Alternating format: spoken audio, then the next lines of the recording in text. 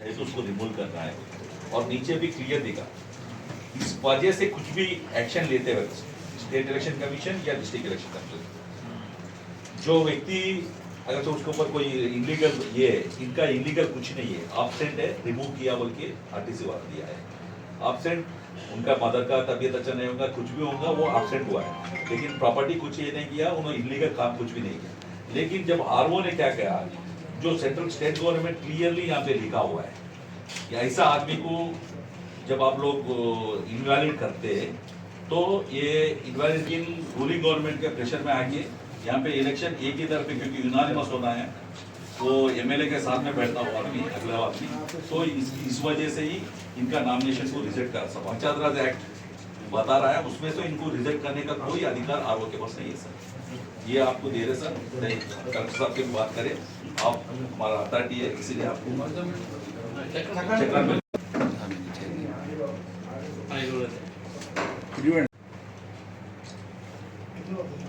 आपका एक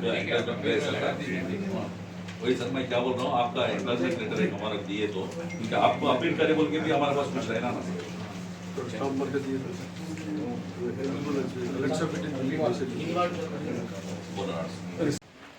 ఏదైతే జగరాన్పల్లి మండల్లో మన ఇందూరు జిల్లాలోని జగరాన్పల్లి మండల్లో మునిపల్లి గ్రామానికి సర్పంచ్గా ఇద్దరు నామినేషన్ వేయడం జరిగింది. స్క్రూటినీ జరిగింది. స్క్రూటినీలో ఇద్దరు కూడా ఎలిజిబుల్ అయ్యారు. అయిన తర్వాత ఇంకో వ్యక్తి, పోటీదారు ఉన్న వ్యక్తి ఆబ్జెక్షన్ రేజ్ చేశాడు. ఇతని ఆర్టీసీ సర్వీస్లో రిమూవ్ చేశారు, చట్ట ప్రకారం ఇది చెల్లదని చెప్పి.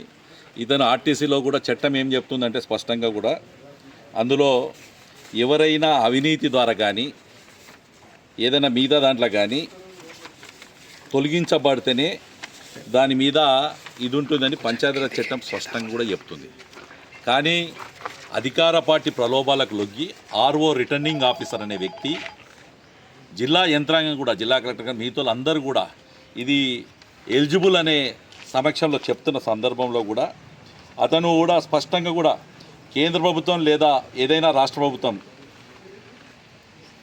ఏదైనా స్థానిక సంస్థల ఆధీనం గల కార్యాలయంలో చేస్తూ లంచం తీసుకొని లేదా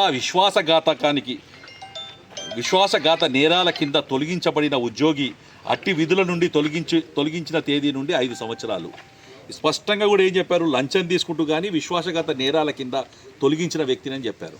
కానీ వీరు ఆబ్సెంటు, ఆరోగ్యం బాగలేక, లేదు అతనికి అక్కడ ఆ యొక్క వాళ్ళ ఫాదర్ చనిపోతే వచ్చిన ఉద్యోగంలో టెంపరీ చేయడం వల్ల జీతం సరిపోలేక మిగతా కారణాల వల్ల నేను రాలేను అని చెప్పి వారు లెటర్ ఇచ్చిన సందర్భంలో వారు తొలగించారు.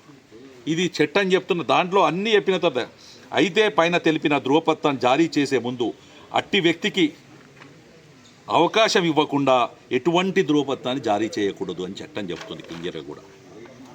ఇది ఆర్ఓ పూర్తిగా నిర్లక్ష్యం వహించి అధికార పార్టీ నాయకుల చేతిలో ప్రజాస్వామ్యాన్ని కూనీ చేసే విధంగా ఈరోజు రిటర్నింగ్ ఆఫీసర్ మునిపల్లి గారు వ్యవహరించడం జరిగింది. దాని మీద మేము అపీల్ అథారిటీ అయిన సబ్ కలెక్టర్ గారికి అపీల్ చేయడం జరిగింది. మా రాష్ట్ర అధ్యక్షుడు రామచంద్రరావు గారు కూడా ఏదైతే ప్రిన్సిపల్ సెక్రటరీ పంచాయతీరాజ్ కుమిత్ బిన్ జోషి గారితో మాట్లాడారు, నేను జిల్లా కలెక్టర్ గారితో మాట్లాడాను. వారికి అపీల్ చేయమని చెప్పారు, న్యాయం చేస్తారని చేస్తాను. కానీ విచిత్రం ఏంటి అంటే కాంగ్రెస్ పార్టీ నాయకులకి ఈ ముఖ్యంగా ఇందూరు జిల్లాలో ఉన్న పరిస్థితి ఏంటంటే వాళ్ళకి క్యాండిడేట్లు దొరకలేరు. బీజేపీలో, టీఆర్ఎస్లో ఉన్న క్యాండిడేట్లను రాత్రి తీసుకొని క్యాండిడేట్గా నామినేషన్ చేస్తున్నారు. వేరే పార్టీల నుంచి యునానిమస్ అంటే అన్ని పార్టీల యొక్క మద్దతుతో గెలిచేటోళ్ళని తీసుకుపోయి కండువా కప్పించడానికి బలవంతం చేస్తున్నారు.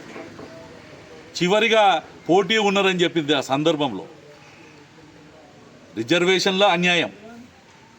ఏదైతే రిజర్వేషన్ చేసే దగ్గర గతంలో కూడా ఓసీకున్న మునిపల్లిని మళ్ళీ ఓసీకి తీసుకురావడం, గతంలో మగవాళ్ళకున్న దాన్ని తీసుకొచ్చి మళ్ళీ మగవాళ్ళకే పెట్టుకోవడం, దాంతోపాటు ఇప్పుడు నామినేషన్ వేస్తే ఒక వ్యక్తి ముందుకొచ్చి ప్రజాస్వామ్యబద్ధంగా నేను నిలబడతానని చెప్పినప్పుడు కాపాడాల్సిన బాధ్యత అధికార పార్టీకి ఉన్న సందర్భంలో ఇలా మరి భూపతి రెడ్డి గారా, లేదు మంత్రి సుదర్శన్ రెడ్డి గారా, సీతక్కన ఎవరు ప్రెషర్ చేసిరో చెప్పాల్సిన అవసరం ఉంది. ఇవాళ ఆర్ఓ స్క్రూటినీలో క్లియర్గా కూడా నీది పోదు అని చెప్పిన తర్వాత రాత్రి 9:30కి ఆయన రిజెక్ట్ చేయాల్సిన అవసరం ఏముంది?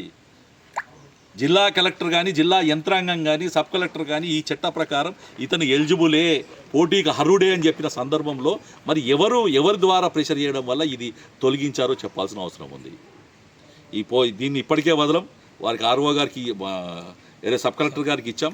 సబ్ కలెక్టర్ గారి స్పందన చూస్తాం. దాని తర్వాత కూడా కోడ్ ద్వారా కూడా ఎందుకంటే ఇది ఒక మునిపల్లి గ్రామానికి కాదు, రేపొద్దున అన్ని గ్రామాలు అంతా ఆ పరిస్థితి వస్తే నేను కాంగ్రెస్ పార్టీకి చెప్తున్నాను, ఎందుకు సర్పంచ్ ఎలక్షన్ చేసాడు, డైరెక్ట్ అపాయింట్ చేసేది కదా, మార్కెట్ కమిటీ మీద సర్పంచ్లను కూడా అపాయింట్ చేసేసేది. కేవలం మీ మనుషులు గెలుస్తలేరని చెప్పి మొరాలు దవ్వుకునేందుకు, గుట్టలు కథం చేసేందుకు, ఉష్కకారం చేసేందుకు, కంకర్ ఖరాబ్ చేసేందుకు, మొత్తం ఉన్నదంతా దోషపెట్టేందుకు, ఎమ్మెల్యేల కమిషన్లు ఇచ్చేందుకు, లేదు అధికార పార్టీ నాయకులను పెంపొందించేందుకు ఈ యొక్క కార్యక్రమం చేస్తున్నానని చెప్పి నేను వారిని ఇచ్చేస్తూ, నేను ఇప్పుడు కూడా జిల్లా యంత్రాంగం మీద నమ్మకం ఉంది. ఆర్ఓ గారు మిగతా వాళ్ళు ఎవరైనా ప్రెషర్ వచ్చి ఉండొచ్చు, కానీ నేను ఇప్పటికి కూడా చెప్తున్నాను, ఏదైతే నిర్ణయం చట్టం పంచాయతీరాజ్ చట్టం చెప్తుందో చట్ట ప్రకారం మున్పెల్లిలో వీరిని ఎలిజిబుల్ చేయాల్సిందిగా విజ్ఞప్తి చేస్తూ వారికి ఇవ్వడం జరిగింది. జిల్లా యంత్రాంగాన్ని కోరుతున్నా, రాష్ట్ర ఎన్నికల అధికారి కూడా కోరడం జరుగుతుంది.